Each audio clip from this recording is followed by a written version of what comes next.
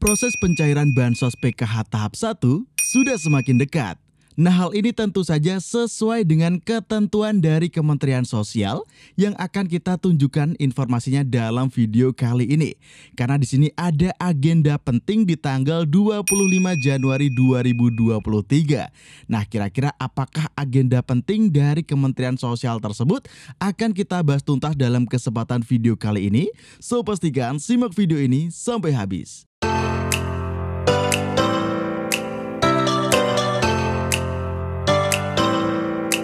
Hai, kembali lagi di channel Info Digital. Di sini kita akan mengupdate informasi terbaru di program bantuan pemerintah. Pastikan bagi teman-teman yang ingin selalu mendapatkan informasi update yang terbaru di program bantuan pemerintah, sudah subscribe dan nyalakan lonceng notifikasinya di channel ini. Nah, oke sobat, di sini kita akan membahas terkait pencairan PKH tahap 1 tahun 2023. Teman-teman tenang saja karena di sini ada informasi penting ya yang tentunya nanti akan membuat teman-teman itu lebih lega dan kita tidak panik nih. Kenapa kok pencairan PKH tahap 1 ini belum cair juga? Nah, di sini untuk para KPM wajib mengetahui untuk informasi penting ini ya teman-teman.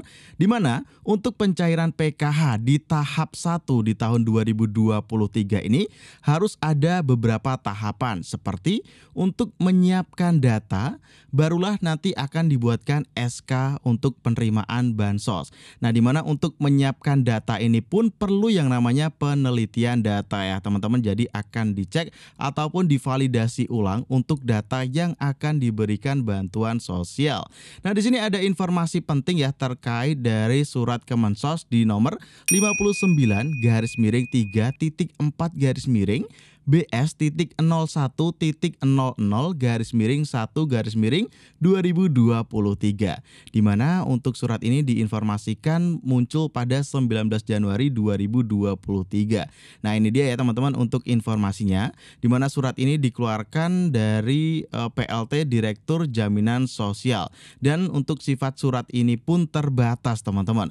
Jadi hanya daerah tertentu saja yang mendapatkan surat ini untuk SDM pendamping sosialnya ataupun pendamping PKH. Di mana dalam surat tersebut untuk SDM pendamping sosial ataupun pendamping PKH ya teman-teman, itu diinstruksikan untuk penelitian data di lapangan ya teman-teman, karena di sini masih ada ternyata KPM yang tidak melakukan transaksi. Lalu di sini untuk KPM yang tidak terkontribusikan, lalu ada yang gagal salur dan juga data anomali di tahun 2022 kemarin. Nah, di mana ternyata di tahap 3 dan juga 4 pencairan PKH itu di tahun 2022 masih ada yang belum mengambil ataupun data anomali.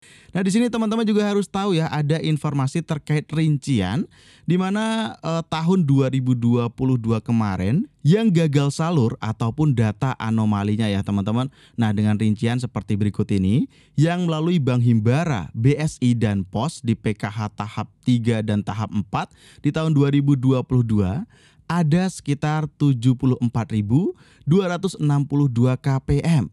Lalu di sini untuk yang data anomalinya itu ada 28.490. Nah, jadi memang di sini datanya sangat besar sekali, mengingat data yang besar ini untuk divalidasi ulang dan di cross check ulang. Tentu saja ini tidak menutup kemungkinan untuk memerlukan waktu yang tidak sebentar. Jadi teman-teman wajib harus bersabar. Dan dari informasi yang kita dapatkan ya, untuk pengecekan data ini yang dilakukan oleh SDM pendamping sosial ataupun pendamping PKH itu maksimal di tanggal 24 Januari 2023. Nah, di sini artinya apa? Jadi untuk data yang di tahun 2022 akan di cross check lagi kenapa kok datanya ini tidak melakukan transaksi dan tidak terdistribusikan, gagal salur ataupun data anomali. Nah, nanti apabila datanya sudah clear ya teman-teman di tahun 2002 kemarin, maka akan berlanjut di tahun 2023 ya untuk data penerima bantuan sosial PKH ini tentunya. Karena tentu saja dari data yang yang lalu harus divalidasi ulang, harus dilakukan verifikasi dan juga pengecekan ulang ya. Apakah memang benar ini layak untuk menerima bantuan sosial ataupun tidak. Nah, berarti di sini mulai dari tanggal 25 Januari 2023, kemungkinan besar untuk data yang dikelola ataupun data yang diolah Kemensos adalah data penerima bantuan sosial yang akan cair di tahun 2023 ini untuk PKH tahap 1. Nah, jadi di sini nanti untuk tanggal 25 Januari 2023 ini akan memproses data ya teman-teman, dan tentu saja untuk memproses data ini pun tidak memerlukan waktu yang sebentar, bisa saja 1 sampai 2 minggu, bahkan bisa saja lebih ya, tergantung dari juga data yang akan dikerjakan oleh Kementerian Sosial. Apakah ada data yang trouble atau data yang invalid ataupun data anomali lainnya. Nah, semakin cepat untuk proses validasi ataupun verifikasi data ini, semakin cepat juga untuk pencairan bantuan PKH tahap 1 di tahun 2023. Nah, karena untuk data di tahun 2022 ini wajib terselesaikan terlebih dahulu. Harus dicek di lapangan ya teman-teman, ternyata seperti apakah keadaan di lapangan, kenapa kok masih ada data yang belum tersalurkan, data anomali ataupun masih ada yang belum transaksi, itu tentu saja akan dicek terlebih dahulu, diverifikasi oleh tim lapangan. Nah, apabila nanti masalahnya sudah terlihat, maka akan menuju ke kesimpulannya. Nah, apakah nanti data-data tersebut tetap diberikan bantuan sosial di tahun 2023 ataupun di-cut ya teman-teman, dan tidak lagi terdaftar sebagai bantuan sosial di tahun 2023. Tentu di sini menunggu keputusan resmi dari Kementerian Sosial. Karena dari pihak Kementerian Sosial sendiri kemarin juga menginformasikan akan ada update data untuk setiap bulannya teman-teman. Jadi untuk setiap bulan itu akan ada pembaharuan data, pemutakhiran data, dan tidak menutup kemungkinan ya akan ada setiap bulannya itu data yang dikeluarkan sebagai penerima bantuan ataupun data yang dimasukkan sebagai penerima bantuan sosial. Yang penting teman-teman sudah sesuai dengan semua syarat untuk menerima bantuan sosial PKH ya di tahap 1 tahun 2023 ini.